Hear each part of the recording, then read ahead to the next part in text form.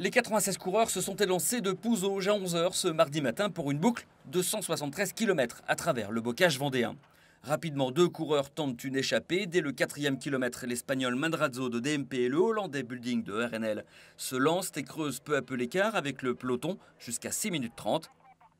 Tandis que le temps s'assombrit et que la pluie fait son apparition, le peloton, emmené par les coureurs de Direct Energy et Brian Cocard, entame sa remontée au 75e kilomètre. L'écart n'est plus que de 3 minutes 40. Les deux échappés maintiennent pourtant leur avance jusqu'au circuit final, un parcours dans Pouzauges que les coureurs doivent effectuer 6 fois. Au 3e tour, Bulding décroche, Madrazo reste seul en tête. À l'arrière, les lignes bougent, le peloton s'étire et deux coureurs de la FDJ s'intercalent parmi le bloc de Direct Energy.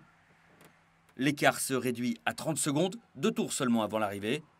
FDJ avec son coureur champion de France Arthur Vichot accroît la pression. Le peloton accélère, rattrape finalement le coureur espagnol quelques minutes avant l'arrivée.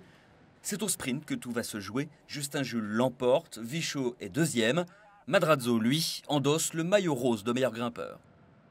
C'était une fin de course tendue avec la pluie et je ne veux pas dire que c'était dangereux, mais la pluie rendait le circuit vraiment particulier. Il fallait vraiment faire gaffe parce qu'il y a eu des chutes et donc pas tomber. Et finalement, j'ai réussi à être bien placé au kilomètre.